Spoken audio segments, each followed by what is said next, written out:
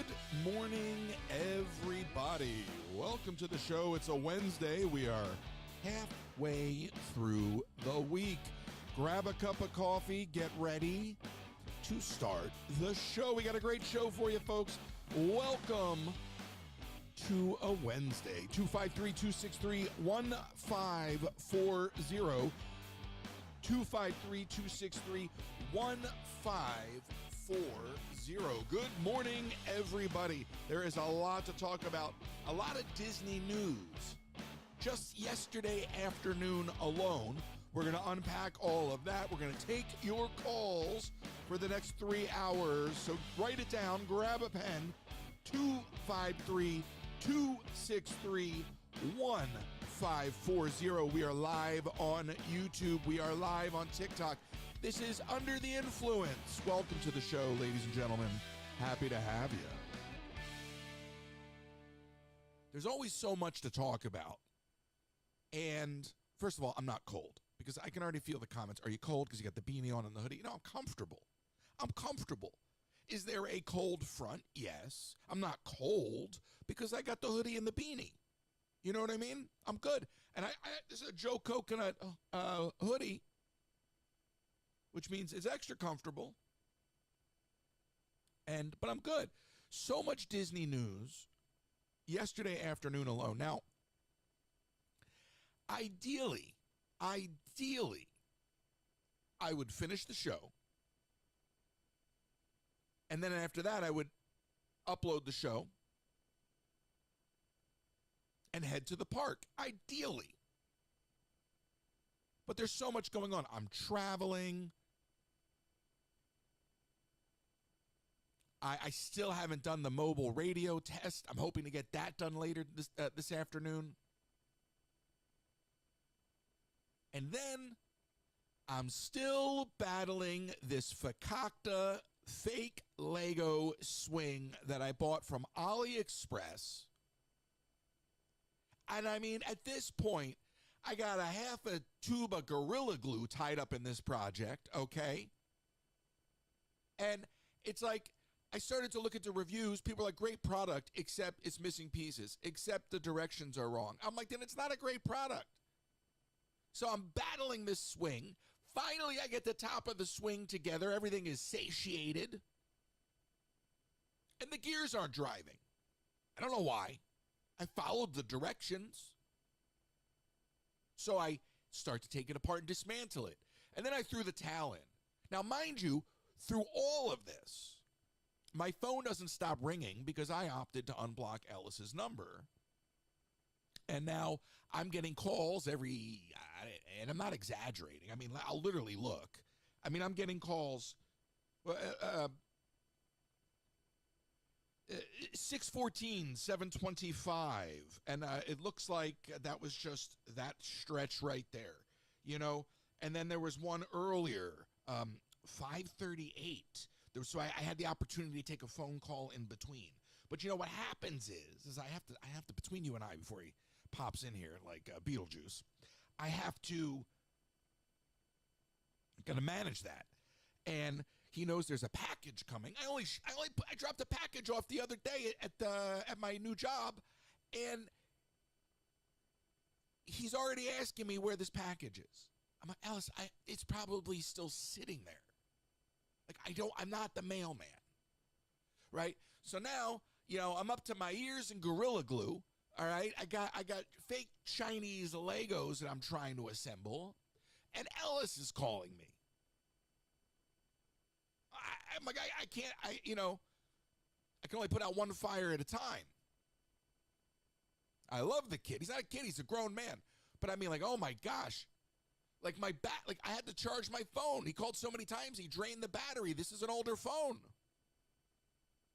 Not that old of a phone, but it is starting to lose its charge. They don't make these things to last. You know what I mean? They make these things to purposely degrade over time. You ever look at your battery life? If you leave your phone sitting on the charger too long, you're only going to hurt it. Take a look at your battery health sometime. How did we survive before the iPhone? How did we survive? That's what I want to know. 253-263-1540. Today's going to be our first day attempting to hit the leaderboard on TikTok during the radio show. But I gotta say this. I get up at like 6:30 in the morning and, get a cup of coffee going. And I talk to my Amazon device. And I say, hey, you, play the cable news network. And you may say, why the cable news network? Really? Out of all of them? And I'm going to tell you why. Some of the personalities on there are so funny. And years ago, I used to watch this guy, John Berman, and this Kate Baldwin. And they were so funny together. And it was super early in the mornings, and I was in L.A. This is years ago. And they took them apart. Well, they're finally back together again. And it's like 6:45 in the morning, and she's doing like a straight, like, hi, everybody, welcome to the show. And then she's like, I'm stuck here with John. And then they're like, I'm like, wait, what? And then they're like talking about, I don't know what they were talking about, like fighter jets or something. And he's like, oh, it's so cool. And she's like, yeah, it's pretty cool for a kid. And I'm like, I almost spit out my coffee. I'm like, the snark before 7 o'clock in the morning between these two is golden. I mean, it is golden. So irrespective of the news, the banter and I'm like, what did she just say to him? And he's just like, and he's laughing, but it's great. So if you just want good snark, the banter between those two in the morning, and I just have it playing on the Amazon device. I'm walking around doing whatever. But that's the same kind of snark that makes me love Seinfeld. One of my favorite reoccurring jokes in Seinfeld is when one of them calls the other one for a favor, and they go, who is this? So I like to snark. So irrespective, I mean, look, I think from a news perspective, I think they're all junk.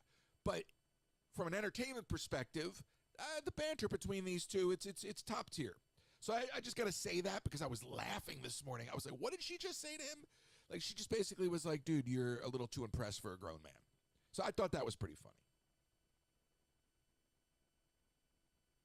Now, the big Disney news that came out yesterday afternoon was that Disney has 10 days to respond to the permit on Rivers of America.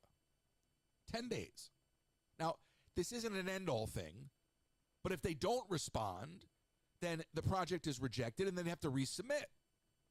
So they've been mum on the issue, and I'm hoping that they're going to allow this to get rejected so they can use it as an excuse to readjust.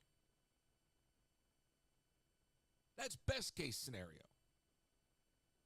Maybe even in a readjustment, they save the front of the river. But it seems to me that there isn't going to be a response in the next 10 days. That's my guess. Now, on top of that, it sounds like Dinosaur is going to be open for almost another year, if I'm reading that correctly. So there seems to be a lot of mixed messaging and a lot of uncertainty within the Walt Disney Company. To go from announcing that Dinosaur was going to be closing to delaying it to potentially the Rivers project, thankfully being delayed. But I mean, that speaks volumes to how this company is being run. Speaks volumes. One can only hope that at some point, we get the same sort of,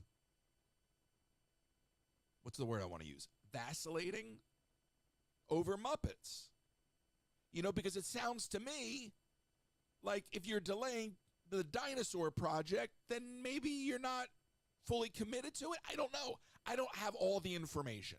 We're going to get information, okay? And that's all I'm going to say right now. We're going to get information. We're going to do our best in true Steamboat Willie fashion to blow the whistle. So, not today, but it's coming soon. And we're going to get to the bottom of what's really going on behind the scenes at the Walt Disney Company. All right? That's my commitment to you. We're going to talk to folks. We're going to get folks talking to us anonymously. And we're going to find out what is really going on within this organization. What is really going on? I'm happy if the Rivers project is delayed. I'm happy. I can't imagine they're going to respond in 10 days. They've been quiet. Now, it's possible they will.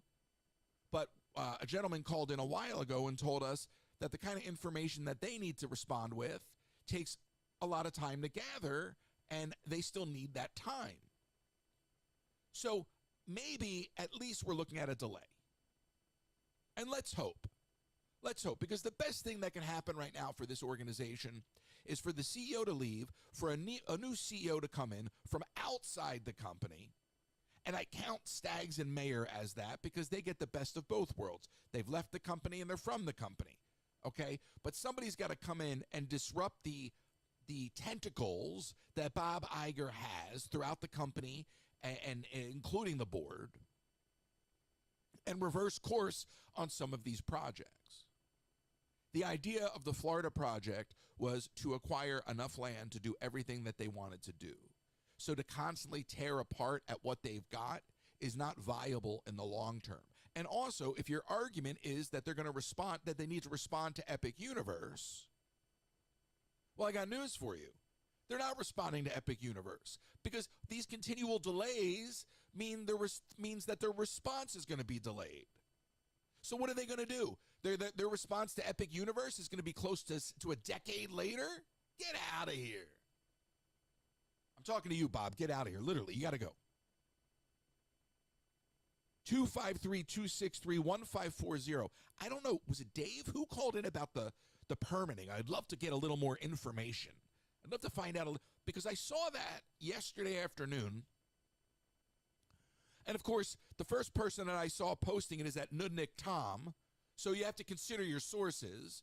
And good morning, Peach. Thank you for the support over there. That means a lot. It really does. And so I'm, always going to want to cross-reference these things, because everything that guy says I take with a grain of salt. So I started to find other source material. And now, again, it doesn't mean the project isn't going to happen. But if they don't respond within 10 days, then they have to essentially reapply. That's as much as I know about it. But any delay is good news in my book. But stay tuned. We're going to talk to some folks at some point, and we're going to get some real information.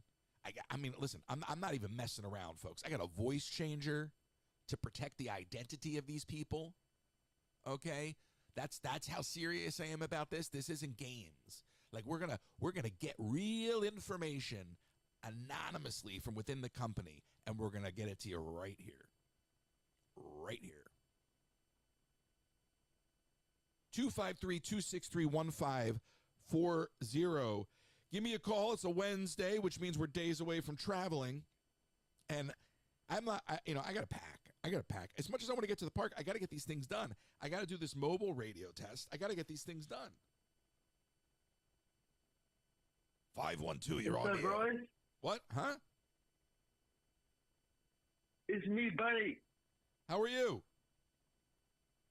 I'm doing good. What's happening? I'm doing fantastic. Love to hear it. What's happening? So yesterday,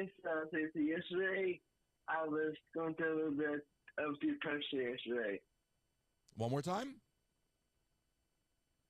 So I was going through a little bit of depression yesterday. Okay.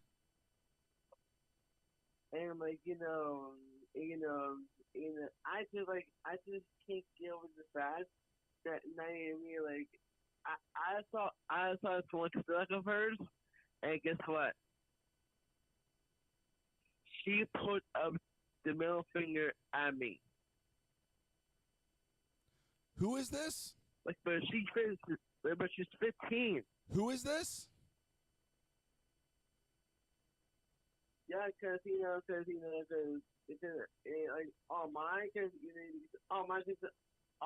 my content, I make like on my TikTok. Listen, I don't know what's going on over there. But I love the unpredictability of radio. And good luck to you. No clue what that was. Thank you, Wild. Thank you. Okay. I was trying, and I couldn't tell if that was a crank call or not. So, look, they got the Zootopia show coming into Animal Kingdom. And I think that's coming out, summer 2025? No. Okay, first of all, here's the real problem. Better Zoo-gether, winter 2025. Does anybody remember the original campaign for Animal Kingdom, Not a Zoo? They spent years differentiating themselves from zoos. So, excuse me, I understand that there's a product. Well, it is a product. But I understand that there's a property called Zootopia. But I just feel like that's so weird. And you spent years saying the place wasn't a zoo, and now you're like in the Tree of Life front and center. You're putting something called, first of all, I got to look at the name again, Zootopia? Am I the only one that feels like that's like thematically doesn't make sense? I understand your desire to do something with Zootopia. But the whole idea of Animal Kingdom was that it was much more than a zoo. It was about animal conservation. The animals weren't caged. It was supposed to be different. So I just feel, I don't know, maybe that's me being a little like too sensitive to the idea there. But I look at that and I go, wow, the whole original marketing campaign was not a zoo. And the guy that was in that marketing campaign was the guy that became Scar in The Lion King. What's his name? Verrill, I believe his name is. It Verrill or Virgil? Whatever. He's the best. Not a zoo. Maybe I'm old. But I just, really? I'm like, so it's a zoo now? So then at what point do the animals not care at all, and then you just strip them out completely, and then it just becomes, Disney Adventure Park, right? Because one of these is, whether it's Hollywood Studios or Animal Kingdom, one of the two of those parks one day will become Disney Adventure Park. Mark my words. The same way they're going to one day take out the word California from Disney's California Adventure, and it's going to be Disney's Adventure. Promise you, because that's the second gate in Paris. What is it called? Disney's Adventureland or something? So I don't know what's going on in this company anymore. I really don't. And I speak from the heart because I adore what Walt built. But I despise where Iger has taken it. Eisner built the foundation for a global multimedia enterprise. Iger, to somebody's point in the comments on TikTok, lost the plot. And I think in many ways, what you're looking at now is Disney's desire to be a tech company, even though they never will be a tech company. Okay, so with their investment in Epic, with their acquisition of BAM, and the arms race that is Disney Plus, okay, with their embracing of AI behind the scenes, Disney needs to compete with the tech companies, but at the end of the day, they're never going to be a tech company, and they're going to get acquired by a tech company. So mark my words, I said this years ago, and it was alluded to in Bob Iger's book, but Disney and Apple will be one. I used to not like the idea at all. Now I'm sold on it. Disney and Apple will be one. Apple will own the Walt Disney Company. They will be a merged entity at some point. It may be a slimmed down Walt Disney Company with several assets divested. Okay, but Apple would love to have their hands in the theme park, because if you actually go back to the original principles of Progress City, now Apple could basically use Epcot as a consumer products fair. Okay, and you might cringe at some of this, but in many ways, it's a safer play. I used to hate the idea. But now I look at what the company's become, and I'm like, you know what? In many ways, you get tech innovators running the show, things may operate better, right?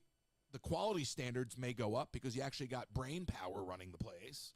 And then on top of that, you might actually adhere to some of Walt's original concepts for Progress City by the virtue of being married to a consumer product company, because Apple is basically a consumer product company.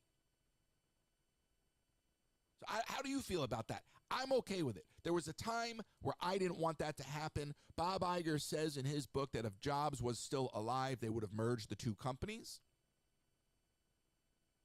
There's a history between the two entities that goes back to the development of Pixar. There's the relationship there, obviously, with the iPod and iPod Video and ABC.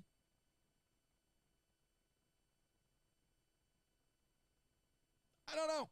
I'm okay with it now. I think at the end of the day, it's inevitable, because if you're any of these studios in Hollywood, you can't compete with the tech companies. They're these behemoths. Behemoths. You shouldn't choose words you don't know how to pronounce. 253-263-1540. 253-263-1540. But they're giants. They're tech giants. They're huge. They're massive. And the Walt Disney Company, as big as it is, it's dwarfed by them. It's dwarfed by them. Now, I did not intend to make this segue. I promise you. But I saw the trailer for Snow White yesterday. And oh my God, what is this movie? I did not intend to go from that to that. But it just fit, so we're doing it, right? That's the beauty. But what is this trailer? First of all, the evil queen looks better than Snow White. So that already messes up the whole plot, because she wants to be the fairest in the land, and by my estimation, she already is. They try to harshen her up, but let's be honest. I mean, without the makeup, without the movie, you know, obviously both women are very attractive. Otherwise, Hollywood wouldn't hire them. But for the purposes of the movie, the way they're choosing to present Snow White, I don't know what's going on. She's got Willy Wonka's wig from Tim Burton's Charlie and the Chocolate Factory. That is not Snow White's hair, number one. And number two, visually, I'm looking at the trailer, and every other shot is Snow White spinning. I'm getting dizzy watching the trailer. Is she just spinning in the whole movie? The whole trailer, Snow White just spinning. Every time they cut away, they cut back, it's a different shot of Snow White spinning. That thing looks closer to what did they do years ago? Was it Snow White? Didn't they do like a Snow White vampire hunter or something? What was that movie that Universal put out? Wasn't what's her face in it from Twilight? They put out like a Snow White hunter nonsense, whatever, warrior nonsense. Help me out. You know what I'm talking about? That looks closer to that. She's riding on horseback through the woods. She looks like she's going to battle. She looks like, slay a dragon. I don't know what movie it is. No, not Buffy the Huntsman. Snow White and the Huntsman. Thank you. This looks like Snow White and the Huntsman. I don't know. Doesn't look like Snow White. And I'm not griping. I don't care. I don't care who they cast, so I'm not griping about that stuff because I don't care. Because these are fictional characters. I'm just saying, the wig is so bad. Who is running the art department? Who did you hire for hair and makeup? Honestly, was your first choice not available? Your second choice? Who did you hire to do the hair? That wig looks like it came off of Johnny Depp's head from Charlie and the Chocolate Factory. That's not Snow White. I don't care about the actress. I know people are up in arms because of what she's saying. I think it's hypocritical that Disney fires some people and rehires them, and then other people, just get a slap on the wrist. I'm calling out the hypocrisy. I'll call out hypocrisy wherever I see it. I don't know why this computer insists on a flash update. I don't think this computer knows what year it is.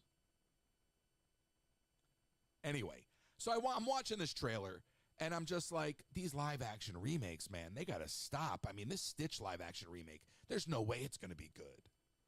I'm not even going to dance around it. There's no way it's going to be good. I just don't, I can't imagine. And then the live-action Moana, no way. Do I gotta watch The Rock in a fake chest plate kind of? No, I don't. In a 3D printed? No, I don't want to watch that. Like, give me some hand-drawn animation. You wanna disrupt things? Do some hand-drawn animation. Go back to your roots and wow the world by doing something a la Fantasia.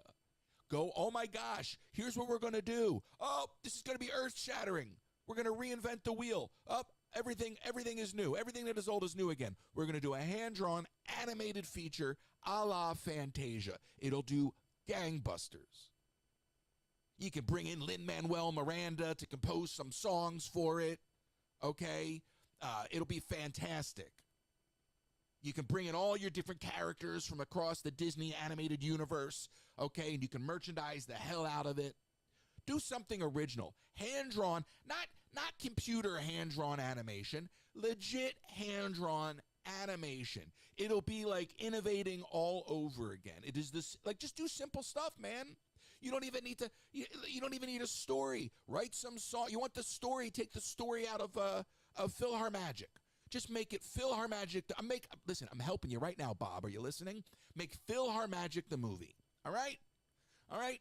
PhilharMagic the movie, and then there you go. You want to redux all your properties, you can redux all your properties in a feature film like that. All right? And everybody wins. Now you can beat the heck out of your IP. You can create something marginally fresh, marginally innovative. All right? And it checks off all your boxes. You'll get a ton of music. You're leveraging your IP. You'll merchandise it. It's a movie. It's animated. It's 4 quadrants. It's lazy. It's everything you want. PhilharMagic the movie. I'll wait for my check. I won't hold my breath, but I'll wait for my check. 253-263-1540. 253-263-1540. Listen, I can yell. I have compression. Don't worry about it. What you hear and what I'm recording are two very different things. I did notice that the Disneyland tickets are on sale for SoCal members, SoCal residents. I guess if you're a resident, you're a member. So they have a ticket package. I think it's as low as $67 a ticket. As low as $67 a ticket. And I started to think about this. I remember when they had the SoCal Resident Pass. And I think at the time, the SoCal Resident Pass it paid for itself in like 2.5 visits at the time, because I had it almost every year that I lived in California. I had an AP at Disneyland almost every year. And I think it was like 2.5 trips paid for the AP. You had to be a resident, but it was a fantastic deal.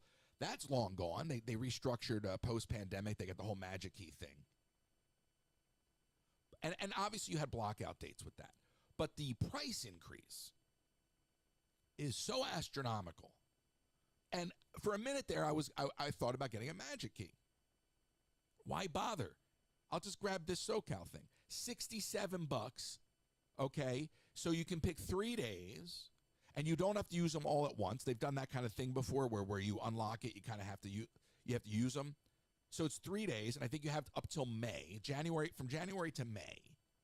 So if you're a SoCal resident, $67. That's pretty good. That's pretty good. But I missed that SoCal Pass. I mean, that SoCal Pass was fantastic. Had a lot of blockout dates, but it was great because if you lived in the Southern California area, nothing is better than driving in the evening to Disneyland just for dinner and a ride, and you go home. I can't tell you how many times I did that. I remember riding Splash Mountain, getting a bite to eat, riding Splash Mountain, getting soaked, and just getting right back in the car and going home. And that's a ride. I mean, from the Valley to Anaheim, that's a ride with traffic. So that's nice to see. That's nice to see a little bit of a price break there, at least for somebody. Where are we at here? We're only 30 minutes into the show. Wow. 253-263-1540. I'm already looking at an ad break here. So here's the letter going back to this this permitting thing, and I don't remember who called in about the permit, but they have 10 days, and it says basically the additional information requested by letter on September 11th, 2024 has not been received by the South Florida Water Management District. If you're not ready to submit a complete response, you may voluntarily withdraw the application prior to the application being denied. Should you fail to fully submit the requested information or withdraw the application within 10 days of the date of this letter, the application will be considered incomplete and the district staff will process the application for denial without prejudice to your right to reapply at a later time. So it looks like at least there's a delay there. At least what that delay will yield, I have no idea. But at least based off of that language, it's, we're days away from a delay. And you kind of know that Disney's MO is to just to be quiet on things because they don't have to speak on things, kind of like they did with the Muppets. So if they're letting this thing just go south, if they're just purposely not obviously they're purposely not responding, or they would have already. I can't imagine they're waiting to go down to the wire, but they're not going to address it. They don't feel like they owe anyone an answer, and in many ways they don't. But hey, we're here to talk about it. Now, I made a joke about people's love of Disney, and I was like, if you swapped it with something else, it would sound really silly. And I said Crisco. I must have, because we had baking on the mind. I somehow came up with Crisco. I don't know. But then I'm looking, and this isn't quite Hershey Park here, but there's a Cocoa Park being built. And I don't mean Coco the movie. I mean a park in Brazil based off of cocoa. Not a Hershey Park based off of a brand, just a park based off of generic cocoa. Just a chocolate theme park. So in many ways, that's kind of what I was talking about. Instead of Crisco, it's cocoa. But it's going to have 50 attractions. That's what I love. There's always these theme parks being popping up all over the world. And I want to go explore them. I just love that. I love that, we're in our little Disney bubble. And yeah, there's Universal, but really, the Orlando theme park market seems to catch a lot of attention because of its scale. But there's so much going on around the world that we're ignorant to. And these little stories that I pick up just remind me. And I'm like, oh my God, I just want to go explore and see what amusement parks around the world look like. Getting a window into that at IAPA was really fascinating to see what is being implemented around the world. So needless to say, a cocoa theme, not cocoa, but cocoa themed park coming in 2027 with 50 attractions. That park with 50 attractions will be open before Dinosaur is Indiana Jones. So there's that. 253-263-1540. I almost read the wrong number again. 253-263-1540. So if Dinosaur is being delayed, which, okay, fine. And if Big Thunder is shutting down for a while, okay, the River Project getting delayed is not a bad thing. That's fine. But if all these delays are happening, my question is the motivation passing the buck to the next CEO? Or are you backtracking on what you said you were going to develop? I personally don't care either way. I'm just naturally curious. Where are these delays coming from? In other words, you could have responded to the permit for Rivers of America, and I'm glad you didn't, because I don't want to see it happen. But why do you waste the time to put out these projects and these announcements without doing your homework? I've told you time and time again how they've done things without doing their homework. I can think of a show that was put out that was a hit that everybody loved, but they didn't realize how expensive it was going to be, so they pulled it. So you're seeing signs of that here. And it just begs the question. And if everything is coming from Iger, in other words, if he's micromanaging everything from the top, okay, and then these are all reality checks from the boots on the ground, then that would be a logical explanation. But they just announced that they were closing Dinosaur. So I'm just curious, and I'm not complaining because I'm happy Rivers is being delayed, theoretically. I mean, I would be shocked if they have a response in the next 10 days. But you got to ask yourself, why do they keep making these announcements and then, like, without doing their homework, without having a plan? That's not the way to run a giant organization. But I understand that's corporate mismanagement as a whole, but it's just kind of wild to think about. Eisner was known for some of that, but Eisner would actually own it. When Eisner made $1 million mistake, he'd be like, okay, well, move the building to the left.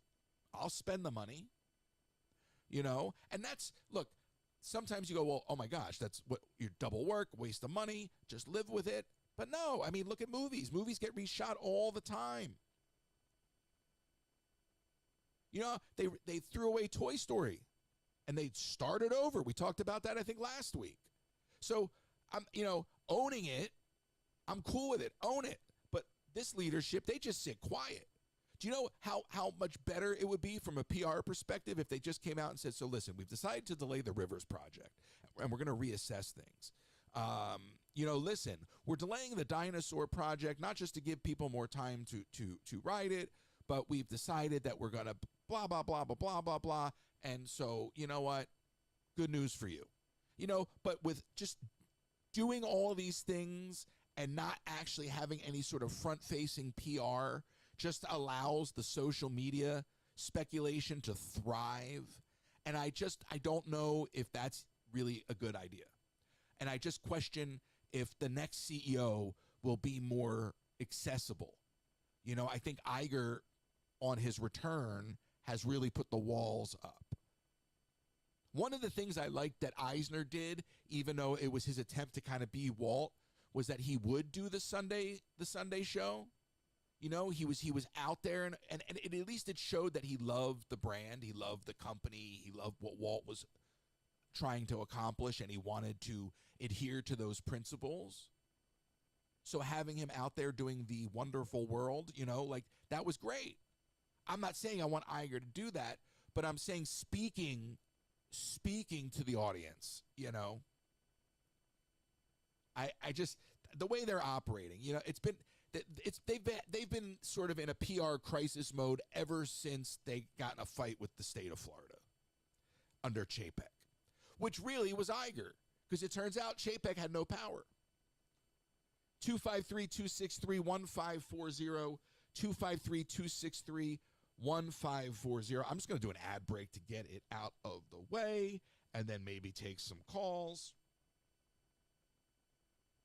Are you ready to spice up your kitchen this holiday season? Pampered Chef has all the goodies from spatulas and mandolins to amazing pots, pans, and knives. Plus, don't miss out on small appliances like the deluxe air fryer and coffee maker to make your holiday cooking a breeze. Reach out to Colleen Herman, pamperedchef.com/PWS/Colleen Herman, pamperedchef.com/PWS/Colleen Herman.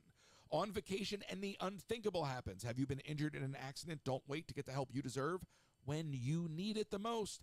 At the law offices of Nicole M. Kennedy, we fight for your rights and work tirelessly to get you the compensation you deserve. They're here to guide you through every step. Call now 305-213-5438 for a free consultation. You don't pay unless they win.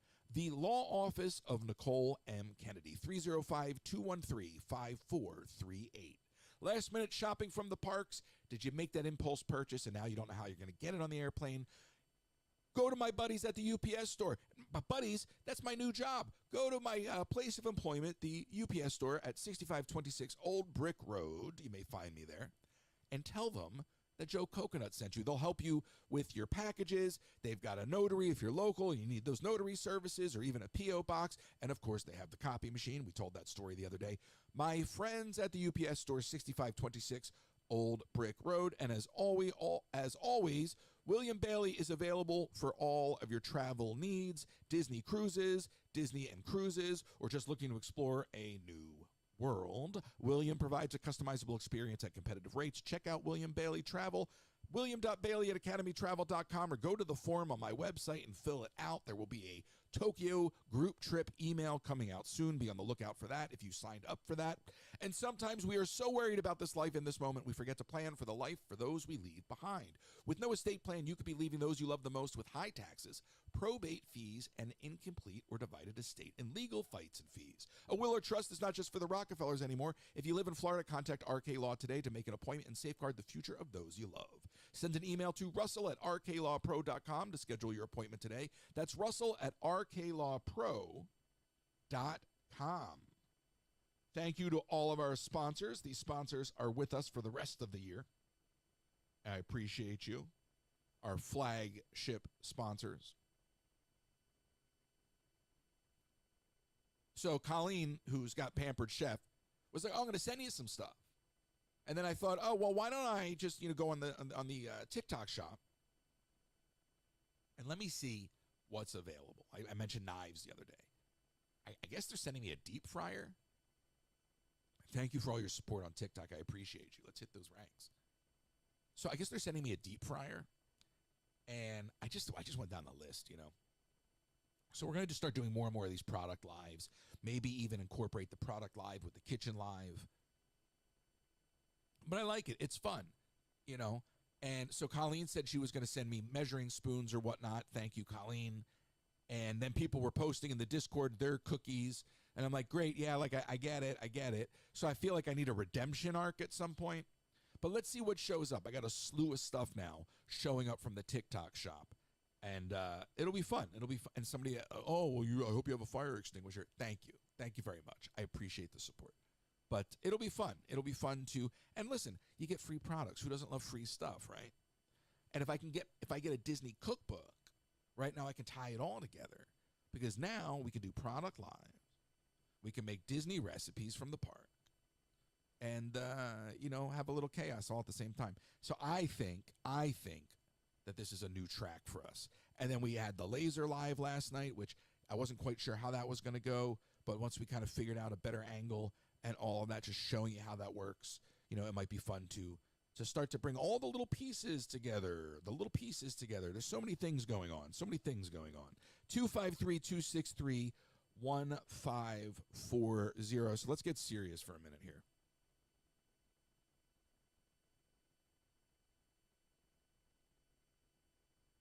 So 4 disaster recovery centers have closed in North Carolina, which means there are half of the households remaining that have not gotten the support they need. There are something like 5,200 households that are about to lose their FEMA hotel vouchers. And I just want to read a little bit of from The Blaze, a little bit of this.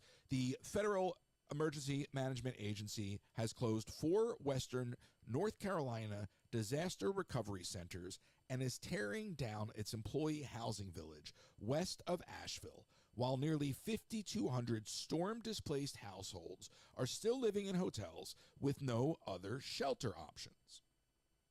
The Responder Village site in Candler was one of several built in October with single-unit housing for FEMA employees and federal contractors.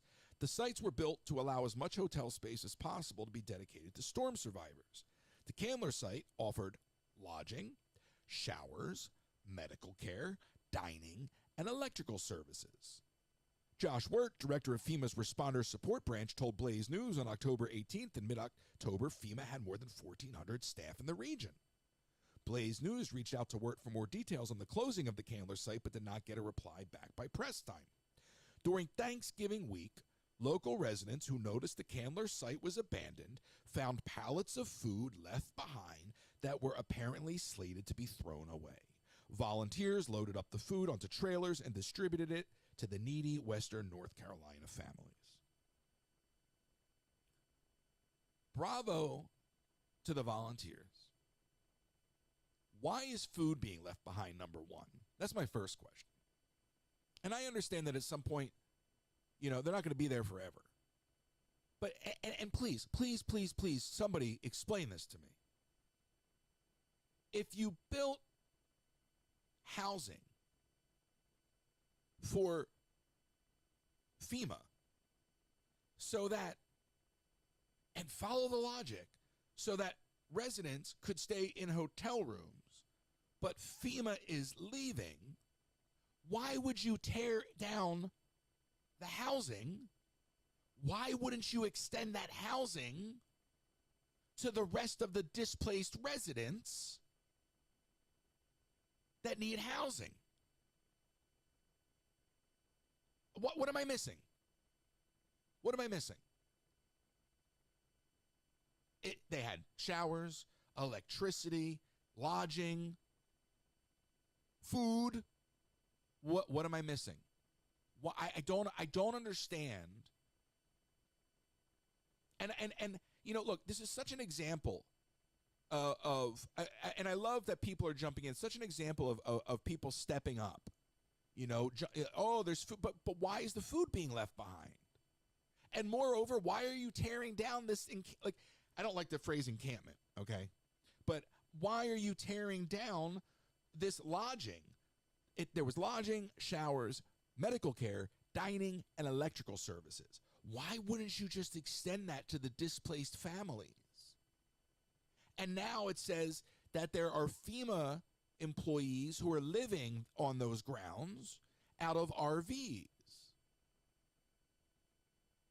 But if you built temporary housing for FEMA, why would you tear it down?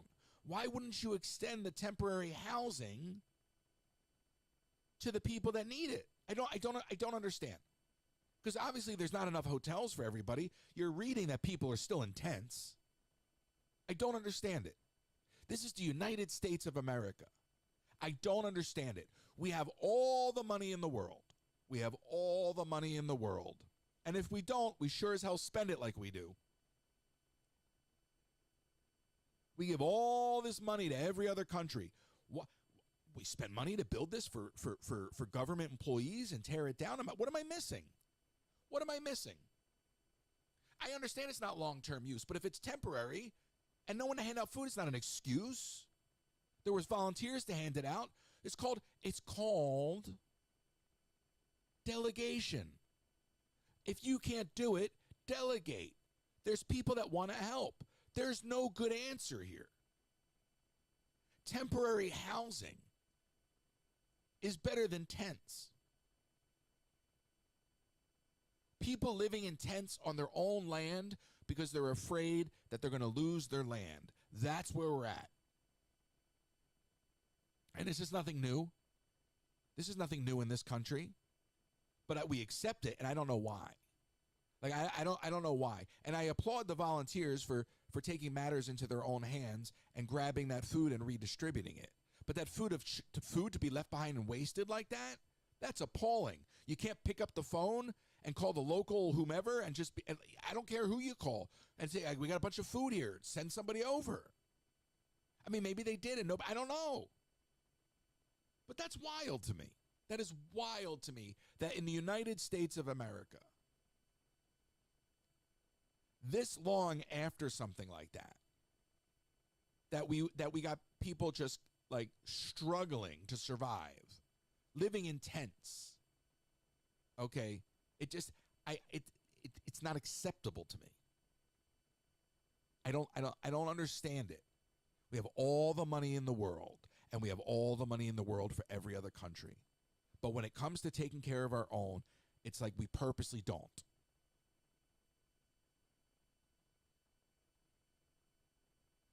Why? Why not just, if you built the temporary housing, why not keep it up?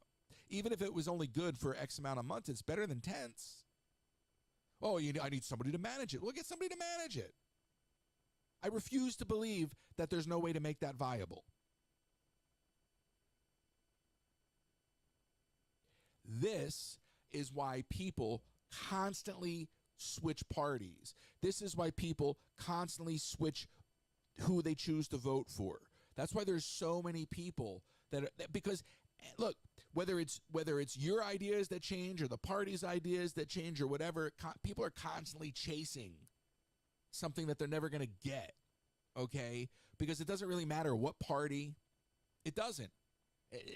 This government of ours is designed to keep us suppressed. This government of ours does not care about us. They're not here to help us. It is it is our duty to help each other. I fully believe we need to reboot. I fully believe we need to reboot. Well, you get rid of every single congressman, every single congresswoman.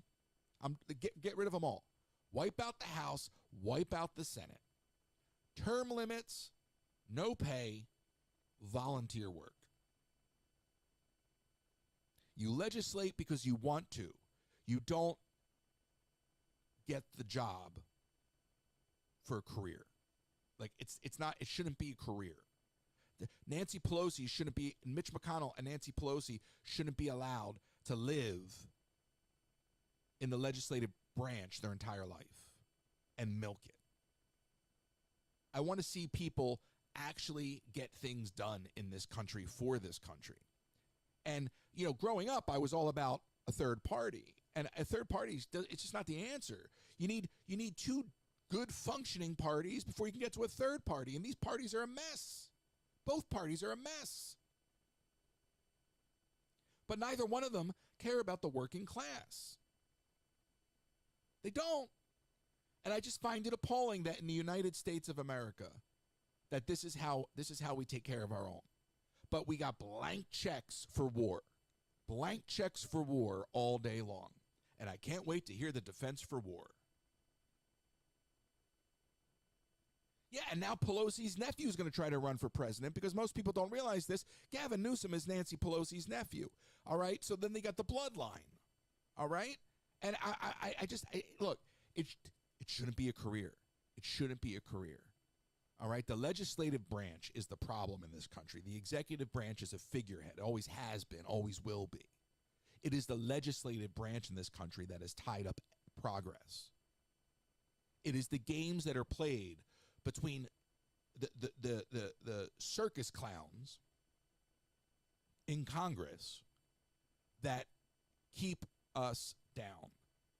They have no interest in actually governing. They have no interest in actually legislating. They're just trying to line their pockets, right? And that's why everything gets kicked down. They're constantly, first of all, they don't even work, all right? And then when they do, they just it's all theater. And I just would I saw a clip of, I don't even remember, it was a Michael Moore clip or something. It's another one of those whatever guys. But it was a clip, and it was something of Bernie Sanders when he lost the delegation or at the DNC or something like that. And I'm like all these people saying how they left the party then. And I was like, wow, that's all this is in our country. It's a game.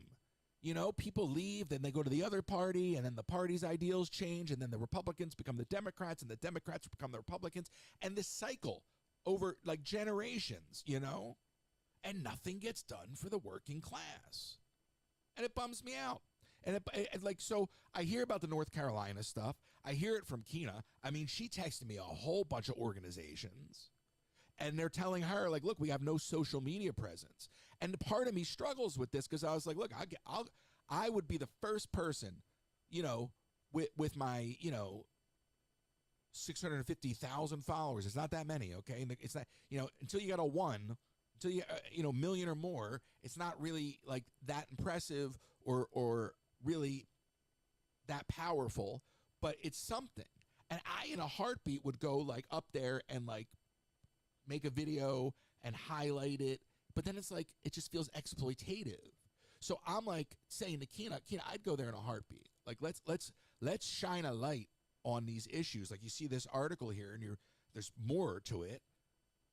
And then the other part of me is like, yeah, but then you're just like making content, and so then it's like, well, no, if I was going to go there, I would just go roll up my sleeves and help. But what they need is they need social media, So I kind of look at that and I go, well, what can we do? So I got to talk to Keena. But she like blew my phone up the other day with all these different people to reach out to. I'm like, do you know these people? Like, I don't want to just call up as a stranger. But at the same time, I look at this and I'm like, if you're telling me that they don't have any presence, nobody on social media is helping them, well, then let's help. Let's make some videos. I mean, what does it take? Let's do it. That's what I'm talking about. I don't need to go. I don't care about running around in a theme park. I've been there, done that. But if we can actually like take what we've built and then use it to shine a light on something and maybe get a little traction, I'm all for it. I just struggle with the balance of using the platform to highlight something versus appearing to be exploitative. The thing that I can't stand is when I see these videos of people like giving money to a homeless guy, but clearly it's all for content. It's like, no, you want to help the guy out. Like, just help the guy out. You're not helping him out because you want to help him out. You're helping him out because you're trying to make a video. And you're trying to get clicks. So I grapple with that because while I'm sure, you know, you would want it to get views because that's the idea, you know, I don't know. I'm just being very honest. I grapple with the notion of how to do that in a way that is purposeful, impactful, but doesn't come off exploitative. You know, because at the same time, the idea is to get as many people as possible to see it. So I don't know. This is me overthinking it. But I love the idea, Keena, if you're listening. I love the idea of jumping in, and even if somebody's got footage that they shot and they want me to put something out, you know, maybe I don't even need to go there. But if I can help spread the word with the platform, and I know that's not what people expect from the channel, but I don't really care anymore. But if I can help, even by making a video, you know, if somebody gave me a little direction, I would do it in a heartbeat. I would do it in a heartbeat. 253-263-1540. And that's where I'm at. Like, that's where I'm at as a whole. We'll sit here, we'll talk about Disney. But when it comes to the more important things in life, if you have the good fortune to have any kind of audience or platform, I think at some point you have to question what you're doing and where you're jumping in and where you're contributing, you know. And I would like to grow and grow and grow. Right now, everything is running at a loss. What does that mean? Losing followers, you know, steering the ship in a different direction, literally operating at a loss. And that's okay, because the entrepreneur in me knows that you have to build. And we are now, what, three weeks into this? The podcast that Kenzie and I started. I mean, we're how many episodes into this already? How many episodes into this already? And then in the new year, we're going to incorporate the video more, which means we're going to incorporate the clips more, which means we will have a vessel for short form content to take the best of what works within this format here and then use it to drive it out, right? And that's what we're building. But it's important, if you're sticking with me through this, it's important, you know, not just to tune in and listen, not just to throw your support with the gift goals, and obviously all that helps, but it's important to add the podcast to whatever app you listen to podcasts. Take the time to rate the podcast if you have that option wherever you're listening. If you have the option to leave a review, even if you don't like it, okay? Any engagement's good engagement. But taking the time to do those things is going to help index this podcast, and it's going to help grow this podcast. And if there's people that you think would make a good interview subject, if there's somebody out there doing something that you think is worth talking about, it doesn't have to be Disney related. Like, go there. We have that link. It's on the Discord. That's when I mentioned stories, and Ashley Bailey was like, any stories? And I'm like, no, but I mean, if there's a story to tell, a good story is worth telling, right? So I want to start to use this for that, and I want to start interviewing folks. I started to draft an email to somebody that I wanted to invite on to interview this morning, like 7 o'clock in the morning. And I started to type this email to them. And then I was like, I don't want to interview them, and I deleted it. So if you have any good ideas, I know some people that I'd like to talk to. But if there's somebody you think would make a good interview subject, or maybe there's somebody you know that has their own platform, you know, and they're looking for a guest, you know, so that's how we're going to do this, right? So we're just taking a moment here to talk about how to get this show to the next level. We've already figured out when we're in the parks how to rank up on the leaderboard and things in TikTok. But let's talk about how to rank up the podcast leaderboard. That's just about downloads. That's about listening. That's about sharing. That's about frequency. So we're here every Monday, Tuesday, Wednesday, 8:30 a.m. to approximately 11 a.m. Those shows are live. We take your calls. Kenzie and I do the pre-recorded show on the weekends. It's all indexed at Under the Influence. Okay? And the way you can help support that, get that up that ranking, is to do what I just mentioned. Like it, comment on it, download it, share it to a friend, have them do the same. None of these things, doesn't cost anything, right? It just takes a little time and a few clicks. So if you help us do that, if you take the time to go follow us on YouTube, if you take the time to go comment on one of the YouTube videos, or maybe you're on Twitter, you take the time to tweet out one of those videos, on your own social media.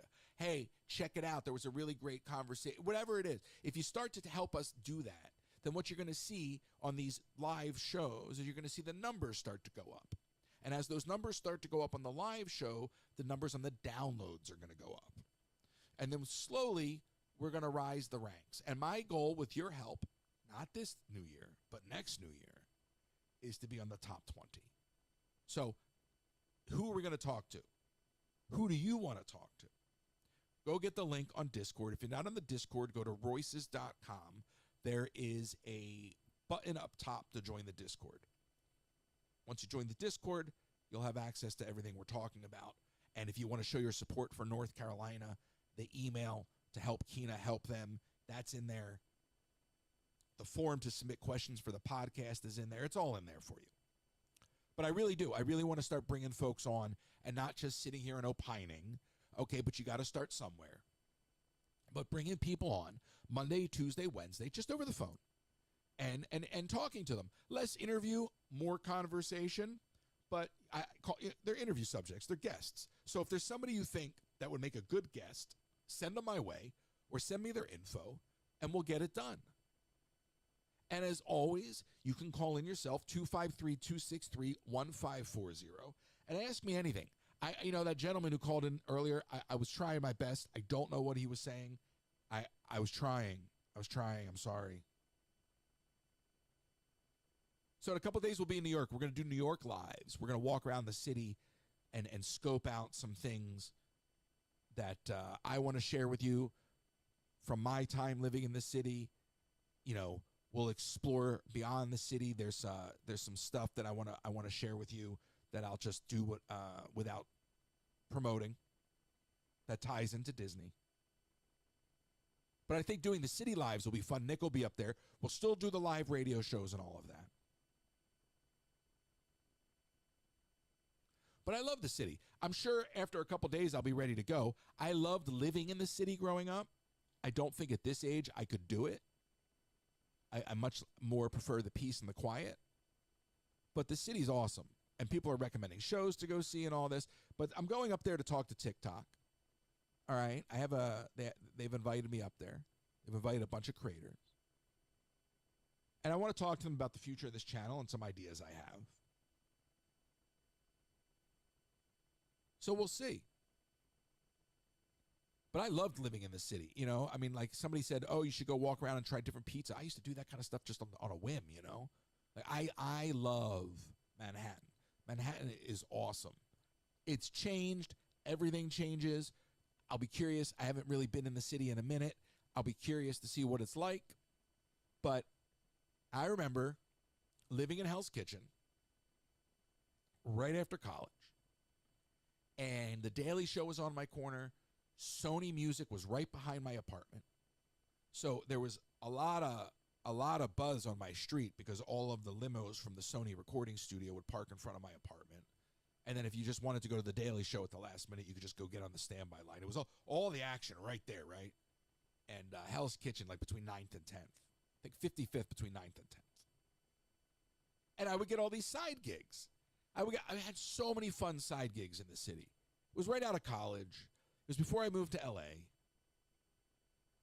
And I'll never forget, I get this job on the Concorde's last flight. The Concorde's last flight. And it was for WNET, PBS. Same thing. And the job was to follow the Concorde from JFK Airport to the Intrepid Museum on the west side of Manhattan. And so first off, the amount of things I saw, this is just one of these stories I've got. And I was thinking about going to New York, and I'm like, I'm going to share this story on the show today because this is just one of these adventures I've lived, right? And it's really hard to tell this story when you're running around the park. So I'm out of college. I get this gig. It's only for a few days, or maybe even 2 weeks. Concorde's last flight. And we start at JFK. And we're on the tarmac. So the first thing we're doing is we are following in the Concorde from the terminal to the airplane hangar. Now, I don't know how many of you all ever been out on an airplane runway. All right. But I mean, it's wild out there, right? Because there's so much going on. So we're out there underneath the Concorde, right? Then we get in their van or whatever. We're chasing the Concorde, and we're following the Concorde into this airplane hangar. So now it's the whole film crew, and we have the Concorde to ourselves. And they're like, all right, the first thing we got to do is we got to blow out the slides on the Concorde. So you know how every plane has emergency slides, right?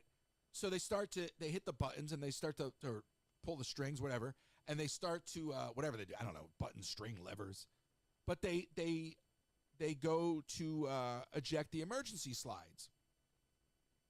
Most of the slides don't work. Most of the emergency rafts don't inflate. And I looked at the guy and I go, "Oh, that's comforting." He goes, "Most of this stuff doesn't ever inflate. It's all there to make people feel good." I was like, "Oh, that's nice." But there was one slide that did inflate. So I can say that I had the thrill of jumping out of an airplane emergency exit slide, like down the emergency exit slide, without an emergency.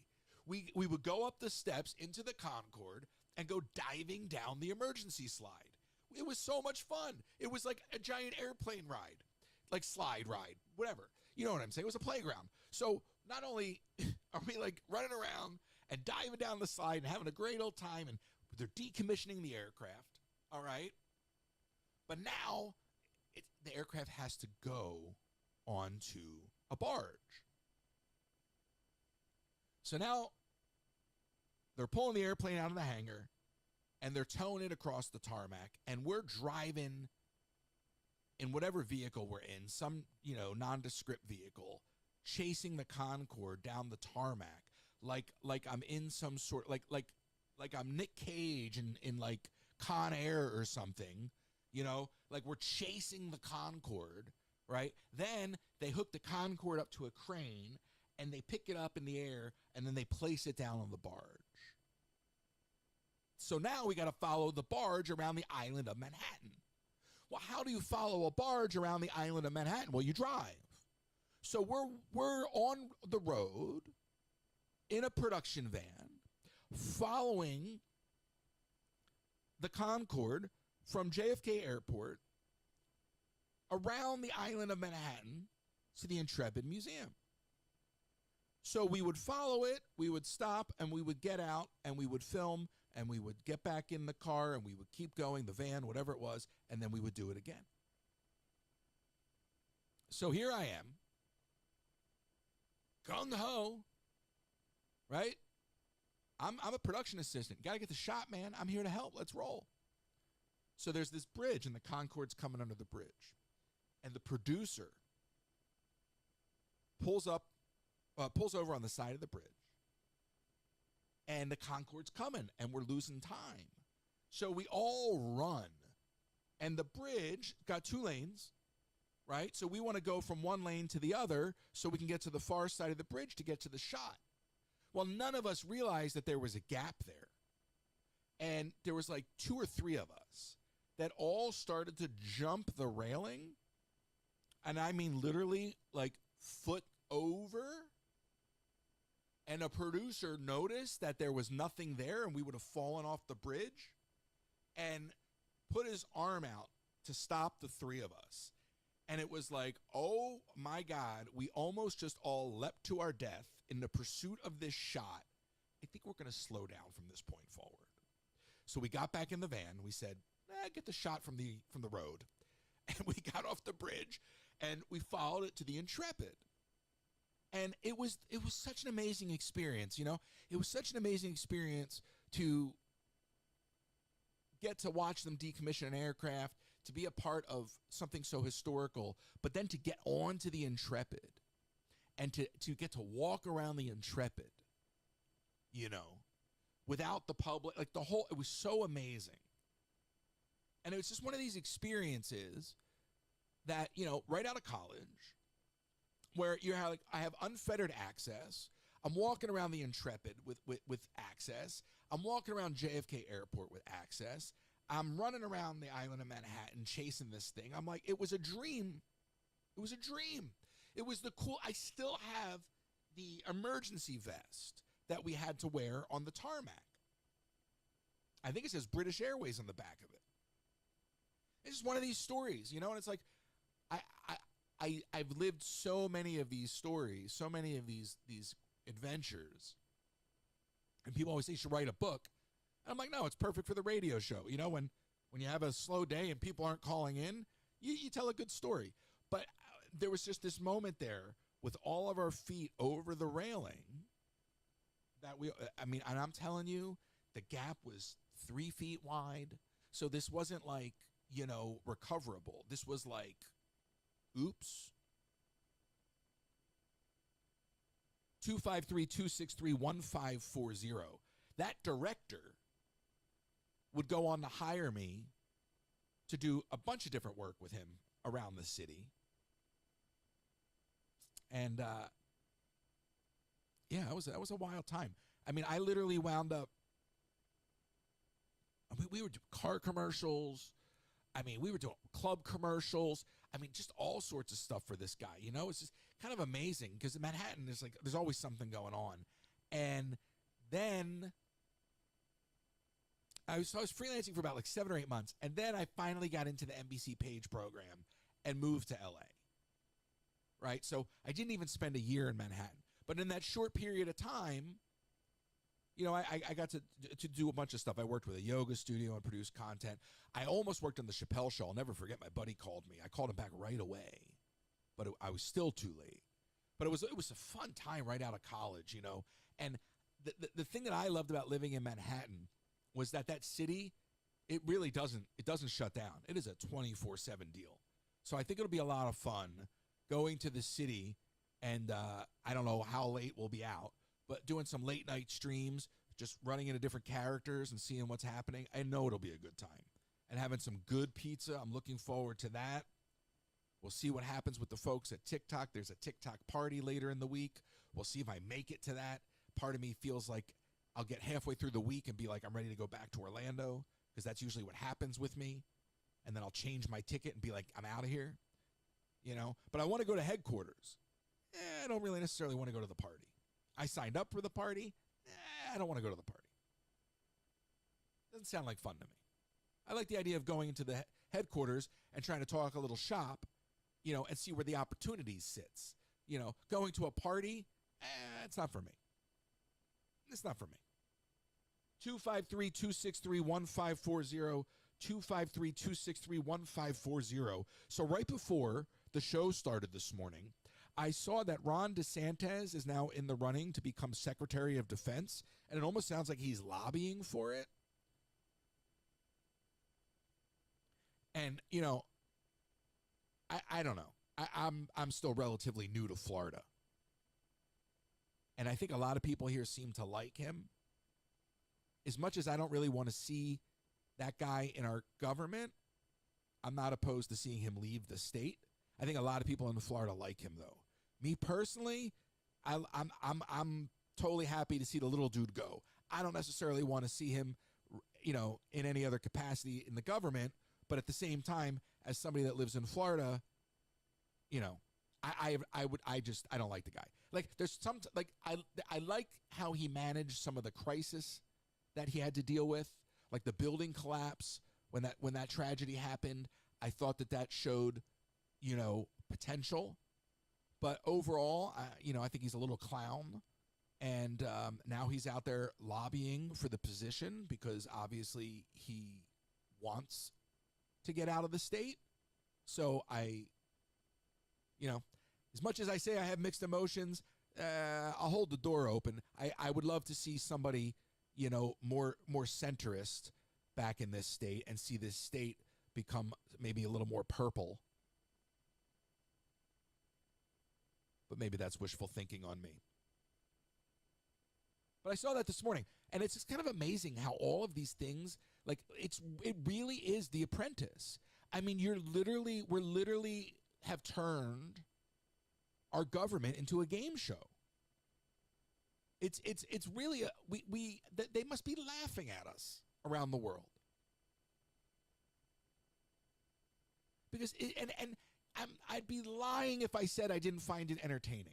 So as much as I despise it, it's like it's a train wreck, and you can't not watch a train wreck. But like we're turning, like I don't want our government to be a reality show. It's a shit show, but I don't want it to be a reality show. Like I just think we're headed in the wrong direction here. And unfortunately, as I've stated time and time again, I don't think with either party we have much help. I think they're more working together to steer us in this direction than not.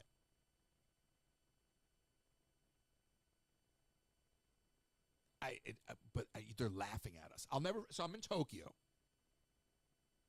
and I decided to take a cab. I forget where I was, but I was like, you know what? I'm just gonna take a cab because I didn't feel like walking.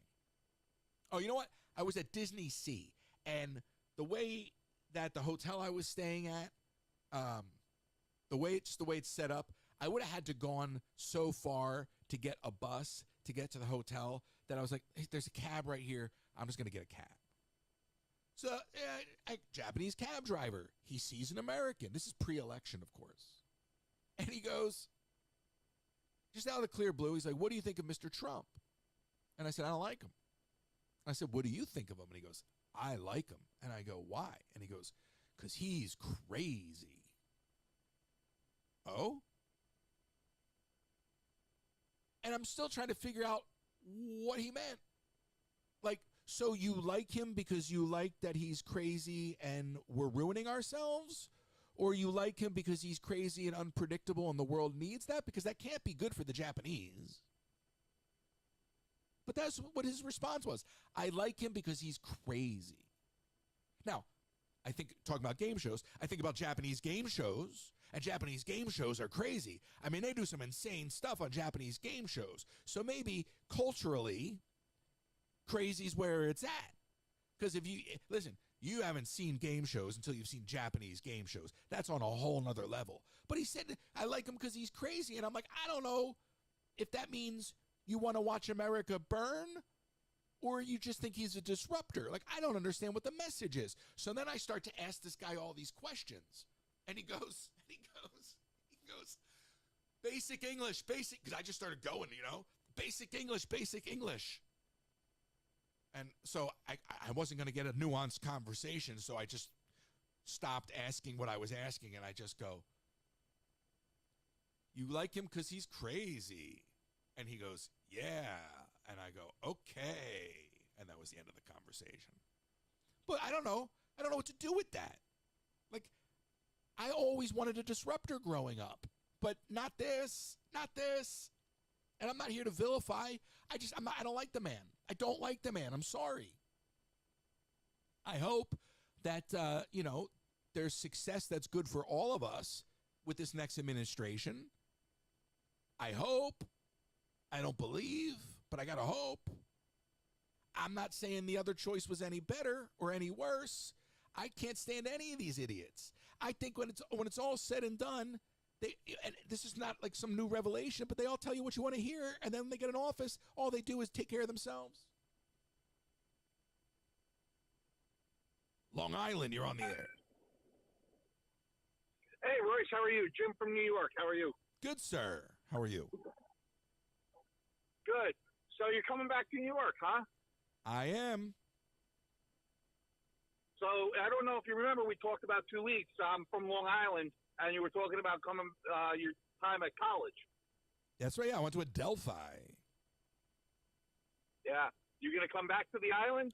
I don't have any plan to, but who knows? I mean, if I was coming back to the island, it would be for an A&S bagel with chocolate chip cream cheese. Or you got to come to the local deli for a bacon, egg, and cheese. Oh, my gosh. You're making me hungry, man. I had such a sad breakfast this morning. I haven't had breakfast yet. Thinking about hitting the deli myself. Where are you on Long Island? I'm in Suffolk County in Selden. All right. All the way out east. All the way out east. I love the accent. Yeah. What is on your mind, sir? Well, I'm just loving the idea of where you're at with everything. You know, we talked 2 weeks ago about, you know, the rivers of America and all the code stuff and issues like that. But, you know, your new program is so intriguing. It's not funny. Well, I appreciate that. That means a lot. It really does. You know, I'm a Disney adult at heart, but, you know, like you say, there's so many times you can be on the people mover and doing lap after lap before it, you know, gets a little tiresome. And this is just a breath of fresh air with the programming. I really love enjoying it. I appreciate that, and it's actually making me kind of yearn to be in the park, and I've just got to get work done. So I think it's a good thing when it's all said and done. And those that are going to take the ride are going to take the ride, and those who don't, it is what it is. And I really appreciate that feedback because I've been wanting to do this for a lot longer than most of y'all realize. Like, this has been percolating for a year or longer in my head. It's just you know, you see all the other content creators with the Disney stuff, and they just repeat everything, and it's just regurgitated over and over, where yours is, you know, a little more mellow, low-key, and then bringing this and your own personal, you know, life events just breaks it up enough that it's, you know, it's more interesting than just sitting there watching somebody film themselves sitting on, you know, test track or something like that day after day. Well, you know, the funny thing is Disney spent a lot more on test track than God spent on my face. So why do you want to see me when you could see test track? That was always my philosophy. But it's your personality. It's not what you look like. It's your personality that brings everybody to the table. Yeah, but nobody wants to see somebody in Disney. They want to see Disney. Who wants to watch somebody in Disney? You want to watch Disney. Yeah, but you know what? With your background knowledge of, you know, the animatronics, working there, you know, your people that you know that are behind the scenes with everything still anonymous, it makes it more relative than just sitting there staring at a park. Right. It makes it more understandable to people that are very intrigued on this stuff. Not just, oh, I can't afford to go to the park, so go on test track again for me. Go on Wedway for me again. You don't know how much this means to me because you get it. And it's not that I don't love those rides and don't want to do them, but after like 3.5, 4 years, I want to talk to y'all. And some of you I say you people, it sounds like an indictment, but some of you folks don't even comment in the live because there's no opportunity to have a conversation with me. And the other issue with the lives is you're walking so much, you really can't pay attention to what we're asking or what we want to talk about. You know, just like the story you just gave about chasing the Concorde. I can picture the roads you were on. You know, the West Highway and probably the Verrazano, going over the Verrazano by the Jackie Robinson. Mm-hmm. You know, without you describing the roads, I knew exactly where you were going to get from point A to point B. It's radio, baby. You know, you're just what? I said it's radio, baby. But see, that's the whole thing. You're making it more intriguing by giving the other backstories to everything. And it just incorporates it all into one magical event. And that's what it is. It's a magical shot in the dark, and it's working, in my opinion. Well, and the people that don't get it, so be it. There'll be other people that'll jump on the bandwagon because of it. I appreciate that. It means a lot. It really does. Radio's in my blood, and I just love the idea that I get to talk with folks in a much more meaningful way. But we spoke about the permit, did we not? Yes. So what's your professional opinion on what we're looking at? Do you expect a response in 10 days? I can't imagine. No, they won't be able to respond. It's so much that has to be developed that it's just going to be, I have a feeling that they're trying to dump a whole bunch of things to misconstrue and hide exactly what they're trying to do. You don't drop that you're doing Rivers of America and you show a little friggin' stupid RV demonstration at a D23 event, and then the next week you announce you're taking out the Muppets to put the Monsters Inc. So it's just them convoluting stuff so you don't see something going through the back door. A lot of deception for sure. Yeah. But so do they? I think. Sorry, what? I was gonna say, do they really owe us an answer though? I mean, it's fun to speculate, but to what extent do they really owe us an answer? I don't think they owe us an answer, but eventually they're going to have to give an answer because it's just going to have to be out there because to get the permits, to get everything done, it has to go public. It's not a closed door building department anymore. It's a public entity that has to report to the public. So they have to announce it, and they have to make it public. They have to be able to, with a FOIL report or anything like that, be open and clear. So they're just letting this thing die out so that they can recalibrate and readjust? I mean, because I can't imagine they're going to abandon it as a whole. No, I think they're going to try to pull back a little and then, put their steam into the Muppet issue. Interesting. I mean, they just can't handle two crazy groups of people screaming and hollering at the same time. And as well as I do, they have their own media agenda, and they'll put their own little TikTok sense into it and try to skew it the way they want to skew it. Yeah, I mean, look, what I would love to see is we just keep the front of the river. The issue I have is with a lack of communication, that it just keeps all of these people speculating on social media. And in many ways, I think that does more harm than good. And then by the time that they do say something, it's too late. Like the cat is already out of the bag. You can't undo it. So why not get ahead of it and be like, listen, we're suspending this project until, why not?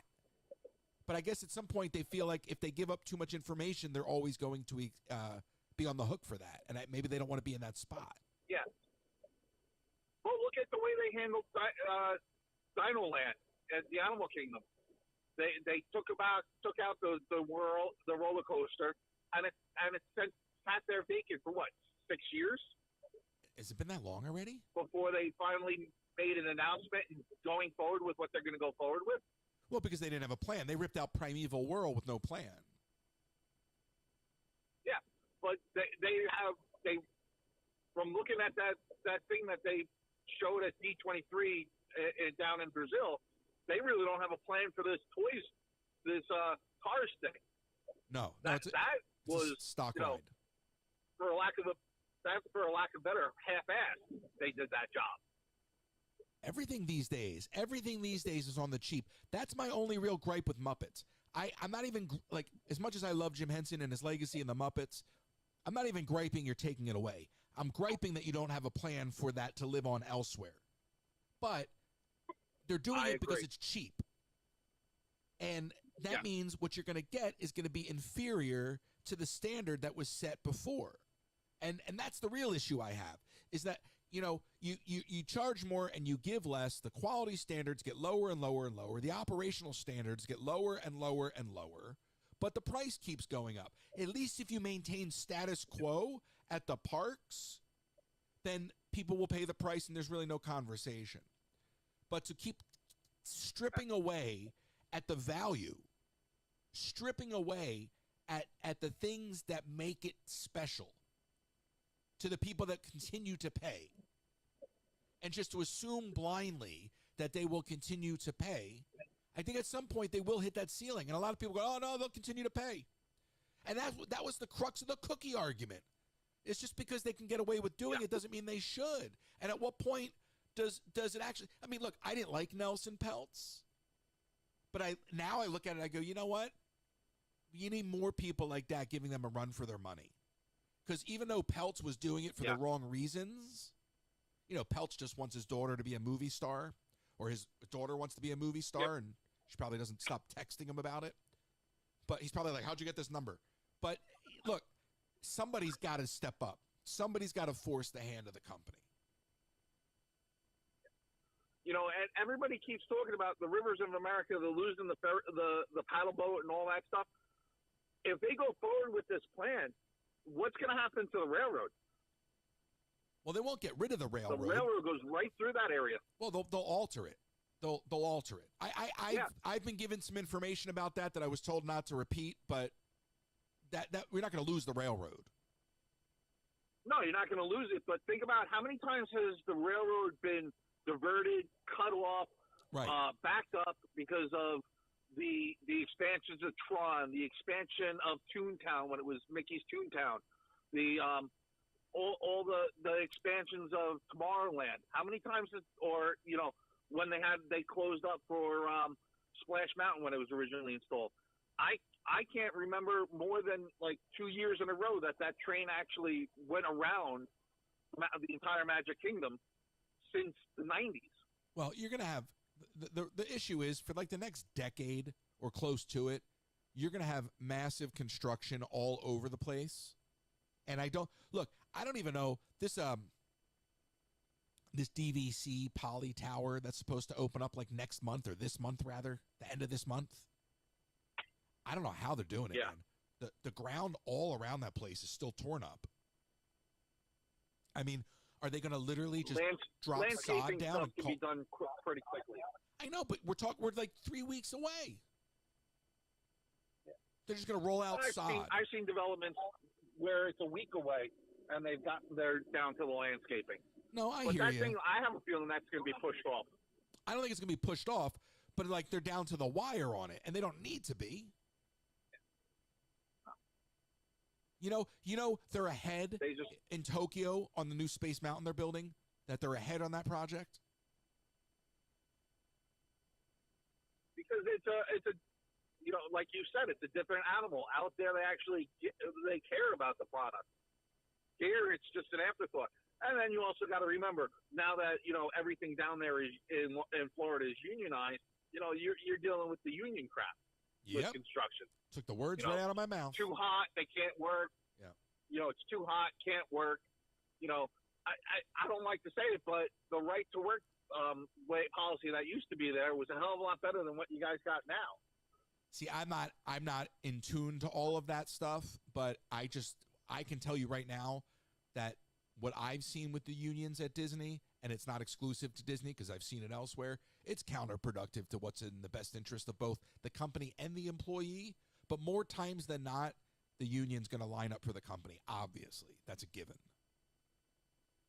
So the last time I ever heard anything with the unions down there was when the unions fought to be able to have facial hair for the men, because they used the proverb that Walt had a mustache, why can't wait? And that was the last time I can ever think of the union actually caring about the employees more than corporate. Right, and a lot of that had to do with hiring. The reason that Disney started to loosen up the appearance standards was because they were having a hiring issue post-pandemic. People got their pockets lined with free money. Nobody wanted to work. So Disney had to loosen restrictions. When I was applying back then, they were like, did you apply for this job because of the relaxed restrictions on appearance? I'm like, no. Yeah, I have a Walt tattoo on my forehead. Yeah, that's why I wear the beanie. Yeah. So, and I don't have an issue with that. I made the comment a few weeks back on the live. There was somebody speaking on the train. There was a cast member working on the train, and he had like dreadlocks. And I'm like, That should not, like, that's not acceptable. Like, that's not the look. And then someone's like, what's wrong with dreadlocks? I'm like, nothing's wrong with dreadlocks. But there was supposed to be a look. And, you know, appearance is a factor. And someone's like, well, that doesn't mean he's not a good employee. I'm like, no, it means he is a good employee because they've had to release the appearance. They've had to relax the appearance standards. So, yeah, a guy like that, I'm not saying he's not a good employee. I'm saying it used to not be that way. I don't want to walk into Disney and see somebody with piercings in their nose and a face tattoo. That just becomes a carnival. I agree. Yeah. That's not politics, though. That's just brand image. The whole when Walt turned to Lily and said, I'm going to build an amusement park, she goes, why? The people that work there are mean and the places are filthy. And he goes, not mine, not my park. And, well, they just, you know, they, like you've said many a times, and I agree totally, they've forgotten what the mission statement was and the dream was. Yeah, because nobody's got any and risk. Now only thing that's, all they're worried about is the mighty bottom line, that dollar bill coming in. And look, I mean, and how much they can get. Who doesn't want to make money? I'm all about it. Make that money, print that money, but there's better ways to do it. And I just think they're really, really short-sighted. And what scares me about the fact that they refuse to touch the land that they have, not that I think that this current leadership could operate any new expansion properly, let alone design it well. But, you know, the idea that one day they'll hack up this land to sell it, to recover losses, that's not a good business model. I see them, you know, I see condo complexes going up on that land that Disney owns and more communities because it's easier to maintain. It's more money in their pocket, and they don't have to worry about staffing it. You're absolutely right. Yeah, there was that whole, was that lawsuit with Coke? Remember that lawsuit with Coca-Cola years ago over the housing thing that Coke built? Yep. So that's what you make me think of there. You know, they did it with Celebration. They knew how to do it, and they knew how to make money off of it. And I have a feeling that's why they're not developing more land, because they're hoping somewhere down the line that they get a covenant raised, lifted, and they're able to put a 5-story apartment building or, you know, a condo complex that they can just put people in, put minimal maintenance on, and just collect the revenue from the property. Now, you used the phrase coveted ring. So they would need to get some approval for this? In other words, right now they're not sanctioned to be able to do that? There's probably, because a lot of that area is wetlands, so they have to have there has to be covenants on a lot of that property or restrictions on that property to do what they're doing, or they would be doing it already. You know, just like if you went to build on your house, there could be restrictions on, you know, setbacks, you know, wetland issues and all that, just like we discussed with the extension with the Rivers of America. Right, but I'm saying if they were putting that kind of stuff aside, if they were just talking about, instead of building a resort, they were building commercial housing, wouldn't they need to have a different use? Yeah, well, yeah, they would have to. It would be different zoning, you know, and a lot of these, you know, communities call for workforce housing for, you know, low-income people, which is not an issue. It's a great situation, but there's all kinds of stuff that they would have to go through to get that stuff alleviated and what they want. You know, that's why all you see there right now are $1 million homes inside of Walt Disney's property. But because it's small. It's small. It's not a great money grab. It's not a large area that's affected. But once you start affecting large areas and you put a lot of people in a small spot, they're going to want, you know, the state's going to want their givebacks. The state's going to want their green space, their tax break, their tax incentives. You know, that's all that's going to come of it. And I think they're just getting all their ducks. I think they're just getting all their ducks in a row, getting ready to do it. But in many ways, that is closer in principle to what Walt actually wanted to do with Progress City. So if they actually turn Disney World into a city one day, I mean, I could see it. I could see apartments on the property. They already have apartments for their staff. Right. But, you know, you put public apartments in there, you know, it'd be a great thing. Closer to the parks, you know, more people to influx the neighborhoods and the community to build up the economy. But, you know, they're looking at the money grab that they can make off of, you know, renting them out and not having to do so much of maintenance on these properties. I mean, listen, I'll tell you what, that's where the Apple merger comes in, because I could totally see Apple getting into the smart city business. Yeah. There's a lot of smart cities out there. I'm so fat. By the way, yeah. We talk about like the channel evolving. One of the things that I'm obsessed with is smart cities. You know, because much like Walt wanted to do with Progress City before it became Epcot, there are developments that have been abandoned already. There are smart cities in Malaysia that are completely gone. Like, they're there standing. People moved there. They left. They abandoned them. They totally abandoned them. I'm fascinated by that already. There's a place in Saudi Arabia. They're building the Line. Have you ever heard of that? No, I did not. I think it's in Saudi Arabia. And like, so the idea of the futuristic city, like, I'm all for that. We're not in that space in this country. I think there's a little bit of that going on. No. But around the rest of the world, they're developing the cities of tomorrow. That's closer to Walt's ideals than any DVC tower ever will be. Yeah, DVC towers that, you know, they just kicked up the dues on them. They just announced the kick up on the dues up anywhere from 3% to like 11%. I don't even see the value in Nothing DVC. I don't either, but I just cannot fathom the cash grab that they go with those DVC condos. It would be cheaper just to live behind the park. Yeah. You're better off buying a house, renting it out, and just utilizing it as a Airbnb than to be a DVC member. Yeah, I don't get it. And then they love the DVC lounges, which I'm like, oh, that's cute. $30,000 for Oreos. Yeah. Yeah. And then they take away nostalgic type things, you know, in Epcot. They took away the ImagineWorks. Now in Magic Kingdom, they took away the shooting gallery instead of updating the shooting gallery. Well, the shooting gallery, and, updating the ImagineWorks. The shooting gallery should have been updated, but because it wasn't a cost center, they didn't see any reason to do it. So then the shooting gallery, and I know this from firsthand, the shooting gallery was going to become gem mining because gem mining was a cost center. All right? But then they were going to have all this plumbing, and basically it would be like the equivalent of having to maintain a pool system in the middle of Frontierland.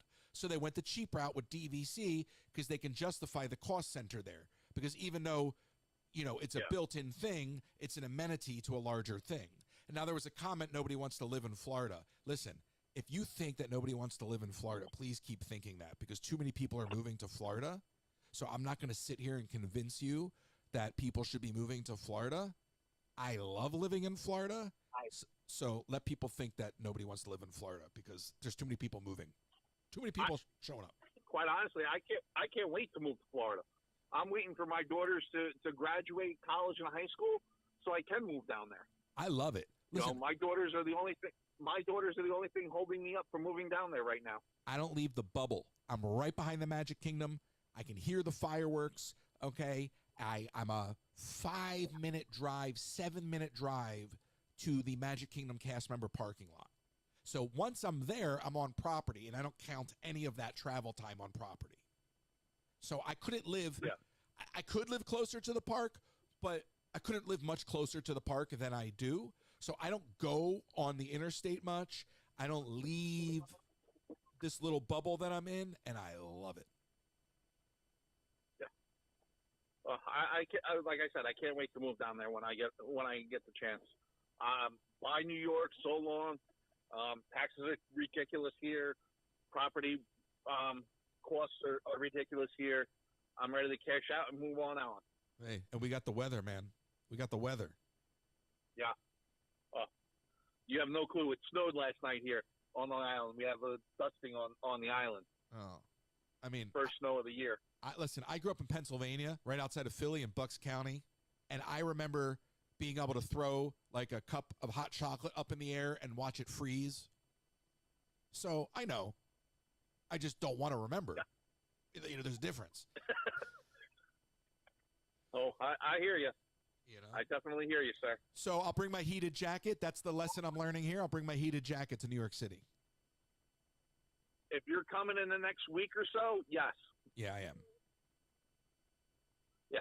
Sunday, I'm going to Manhattan on Saturday with the family, and the high is supposed to be 38. Woo! Yeah. I'm glad you reminded me, because the way my brain works, I would have just packed shorts and been like, everywhere's like Florida. No. You'll be freezing, and you'll be buying clothes. Yeah, no. Fair. I guarantee you. Fair. Well, I'm going to pack after the show today, so thank you for that, sir. You're welcome, sir. All right. I have to get back to work. Thank you so much for taking my call, sir, and I hope to talk to you again. Thank you. Have a great day. Happy holidays. 253-263-1540. What a nice chat. And there you go. So a little color on the permit process. We'll see what happens. But you would think if they were going to respond, they already would have, right? They're not going to wait till day 9 or 10 and be like, oh, here's your info. So we'll see what that actually means in the long run. But thank you, sir, for calling in. I appreciate that. I'll pack jeans. I'll bring my heated jacket. I'll bring a couple beanies. Do I need gloves? I guess I need gloves. I have to pack gloves. I don't really want to. I don't want to wear gloves. I don't know if I'm ready for this. Although I will tell you, it takes like 10 minutes and then you're reacclimated. So I don't think it'll be that bad. But I'll bring my heated jacket. Put a battery pack in there. That thing's good to go. Right off the TikTok shop. Gotta love it. 253-263-1540. Ellis is trying to get me to go to his house for Christmas. I don't think that's in the cards. But then also part of me is like, could you imagine if I went to Ellis's for Christmas and live streamed Christmas with Ellis? Like, what an adventure. I'm like, oh my gosh, you almost need a camera crew for that. Like live streaming it, you need like you talk about a reality show, you need a camera crew for that. But he won't. I mean, between that and the package yesterday, it was not like, you got to come to NOLA. You got to come to NOLA. I mean, the phone calls are one thing. The text messages, they don't stop.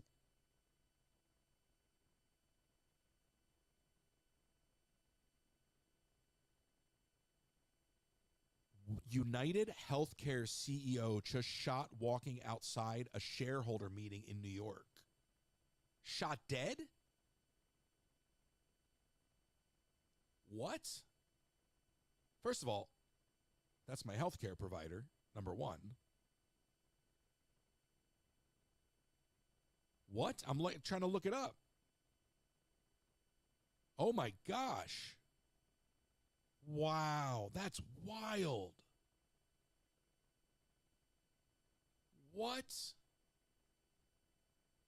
So what does that mean? Like, I mean, I know what it means. That's horrible, but what?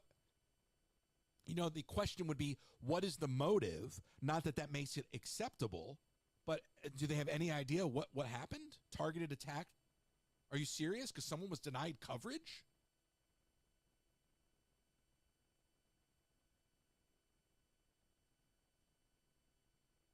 I don't know. This is breaking news right now. I just got that message from Kenzie. Oh, that's your speculation. Well, see, that's a problem. The speculation's not healthy. Not in that front. I don't want to go spreading that. Wow. Now I'm trying to. Yikes. That is crazy. See, this is what I'm talking about. Temperatures are so high. I mean, even though you're speculating, it probably is something that trite. You know what I mean? That's the sad part. There's no answer to the question of what the motive is that makes it acceptable, right? But it's just, it begs the question, like, what, why? And again, not that answer is going to justify it. Brian Thompson was walking towards the New York Hilton Hotel. Remind me not to stay there. Brian Thompson was walking towards the New York Hilton Hotel in Midtown Manhattan dressed in a suit and tie to attend United Healthcare's annual investor conference. A gunman, who investigators tell CNN was masked in sub-freezing temperatures, waited for about 10 minutes before Thompson's arrival before opening fire from 20 feet away, shooting multiple times. The gunman fled, cutting through an alleyway and hopping onto a bicycle. He's on a bicycle. You can't catch this guy? They think he fled into Central Park. The 50-year-old executive was shot in the chest. Responding emergency workers took him to Mount Sinai West in critical condition, where he was pronounced dead. How horrible. How horrible. Thompson was named Chief Executive Officer for United Healthcare in April 2021. They are ranked 5th in Fortune 500.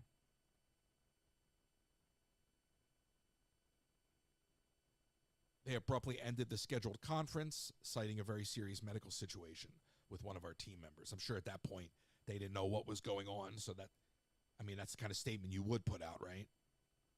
Oh my gosh. Horrible. And again, there's knowing the motive isn't gonna explain it. That's horrible. Yeah, well, I know what you mean by this time of year, but any time of year, right? With a silencer and everything. So it was a hit. It was a hit. So sad.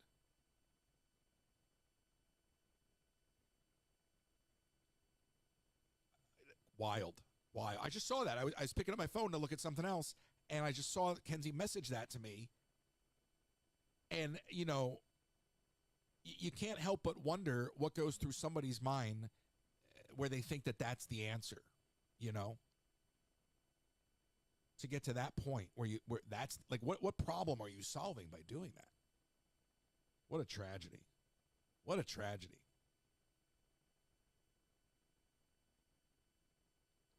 Part of me is like, oh, I'll get off the air, I'll turn on the news and see what the story is. But the way our news moves, the story will be over,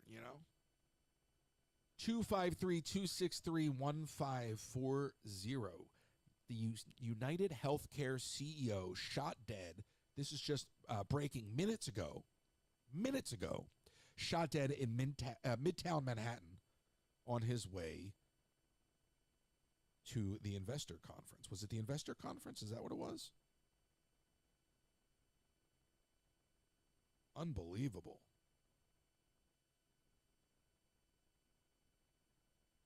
Yeah, he was on his way to the annual investor conference, headed in the ballroom. And this guy waited 10 minutes outside, fired shots from 20 feet away. That is sad. That is sad.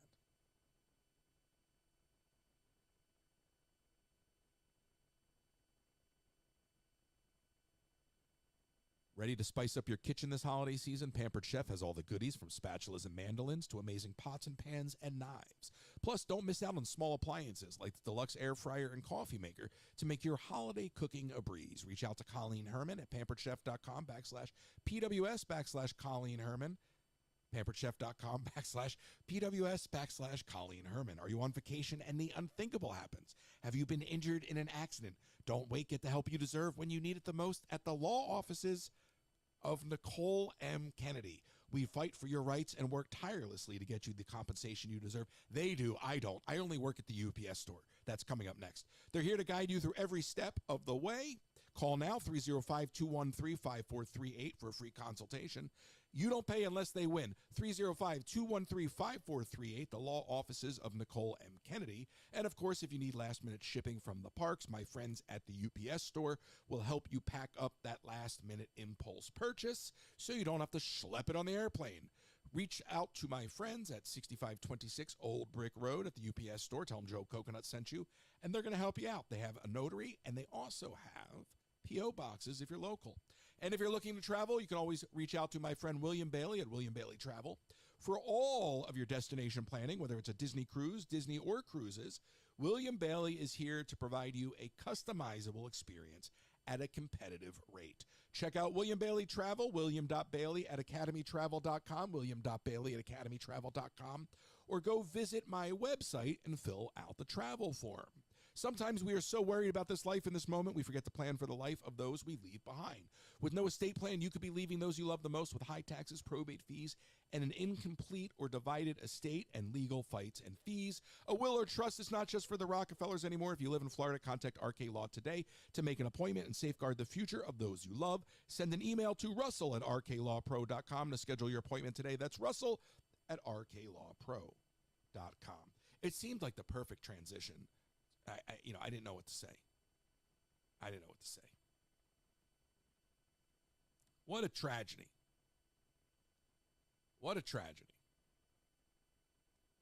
Colleen's fantastic. Colleen called in yesterday.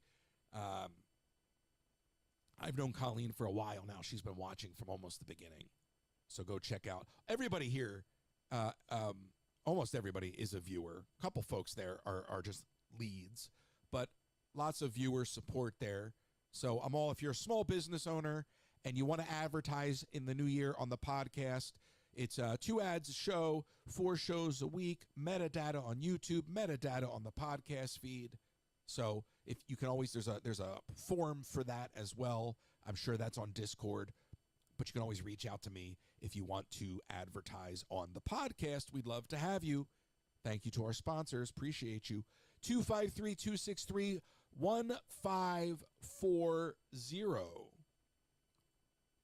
I got to tell you, we've unpacked a lot today. Not too many calls. That's okay. But we've unpacked a lot. And I feel that taking the show on the road will put a little spark into it. I like the idea of once I get this portable setup dialed in, of maybe even doing a live radio show from outside, maybe in Central Park. I'll wait for them to find the shooter. Maybe it's too early to make that joke, but a live radio broadcast from Central Park. I don't know, power-wise, how long I can sustain a broadcast like that, but I do need to figure out the mobile setup. That is something I need to do. It'll be a lot of fun. They just asked for a 60-day extension. Interesting. On the Rivers permit? Wow, lots of breaking news coming in here at the last minute. Wow, James with more breaking news. Disney just asked for a 60-day extension. Let's see how quick I can pull that up. That's the thing. This is where I use Twitter, right? Because I'm on the radio with you. So all I can do is very quickly try to do a search because I'm trying to keep the ball in the air. But if you know how to use Twitter, I always just kind of go search latest. There we go. Disney requests 60-day extension to update Rivers of America cars permits. Let's hope this gets denied. And the new lions have arrived. This is all from Tom. But, listen, the guy's got to be sitting in front of that computer all day because he put this up 3 minutes ago. So I don't know. But, yeah, so we've got a 60-day extension requested. I don't know how quick they'll respond to that. But it seems to me to do that at the last minute and request a 60-day extension means that you haven't been doing the work. Like, in other words, why would you wait till the last minute for an extension like that? The extension request was penned by District Senior Water Resource Engineer Mandy Brandt and simply states an extension of 60 days is requested for the above reference application to allow the applicant additional time to prepare a response to the RAI dated September 11th, 2024. The permit regards basin stormwater modifications required for construction at Tom Sawyer Island, Rivers of America, and laydown yards in the surrounding area. The island and rivers will be transformed into a Cars expansion. We know this. All right. Listen, say what you want about the guy, and I will, but, he's on it. Guess if you have nothing else going on, you can be too. But see, their lack of response, I think they're honestly just dancing. I think this is a dance. Because why would you to file this? This is almost like an illusion, right? Like, we're trying, and then they're going to deny it, and they'll be like, well, we tried. Because to your point, why wouldn't you respond to the original permit? Makes no sense. 253-263-1540. Lots of breaking news this morning, kicking the can down the road. They're waiting for the heat to die down. But tonight, I mean, who knows? Who knows? James, thank you. I didn't put the correlation together that was you. I didn't put the correlation together. They never, we did say, okay, sorry. I'm juggling. But yeah, they never responded to that back in August. And, but to respond to this and ask for an extension like that, I got to believe, James, that it's just kicking the can. It's just kicking. I don't see, I understand the idea of a giant company being massively disorganized, but on projects like this, you got to believe there's got to be better project management. We'll see. I wonder how quick the response will be. That's what I want to know. But thank you, James. See, that's what I like. Now I'm correlating that's you. I didn't realize that was you. It's to draw you away from the Monsters extension. Well, I mean, the comment was made to me that Disney is purposely deceptive when it comes to some of their presentations. So if you're looking at it through the lens of being purposely deceptive, then maybe this is a shell game. But that seems like a lot of wasted energy. Because if somebody actually was a stoic leader, they would just go, this is the plan, we're sticking to it, and I'm sorry if you don't like it, but this is my decision.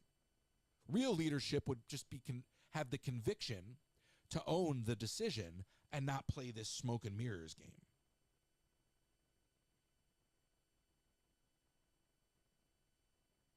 We'll see what happens.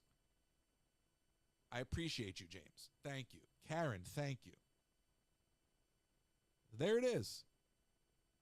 Just as I thought we were winding down, because I'm not going to keep vamping for another hour, just as I thought we were winding down, we have two pieces of breaking news. That's why I love live radio. The CEO of United Healthcare was tragically shot moments ago in Midtown Manhattan on his way into an annual investor conference. Disney just requested a 60-day extension on the response to their permit for Rivers of America. We're going to wrap it up here a little early, which is going to give me the opportunity to get that mobile setup up and running so that we can do a mobile radio test a little bit later this morning or early afternoon, which will mean we're ready to go on the road. I do want to get into the park tonight, but I got to get stuff done. So I'm going to wrap it up a little early with you. We've done our ads. I'm going to wrap it up a little early with you today. I'll go upload it, and then we'll meet each other downstairs, and then hopefully later into the park. I got to go look at the My Disney Experience app and figure out what's going on. We haven't been in the Magic Kingdom lately. I'd really like to go into the Magic Kingdom. I'd like to stream Happily Ever After. I also don't want to deal with the crowds. So, combination of factors there. Thank you. I should go to Connecticut. Why should I go to Connecticut? How much time and energy did they waste with past projects under this lead? Listen, I'm really looking forward to this anonymous interview I'm going to do, because there's things I'm privy to that I'm not supposed to repeat, but I know in talking to other folks, they'll repeat them. So I'm very cognizant of protecting my sources. But Disney's got this crazy track record for not doing their homework, for launching something and then having, for lack of a better phrase, buyer's remorse. That's a crazy place to be for a company that's supposed to be so magical. All right, folks. We have a podcast with Kenzie this weekend. I'll see you back on the live on TikTok shortly. We're going to wrap up the show here, and then we're going to turn over to TikTok and do a team lift, and then we'll part ways, and we'll rejoin in a little bit. Thank you for tuning in this morning. Appreciate you all. Good conversation. Some breaking news. Got to love that. And I'll see you real soon.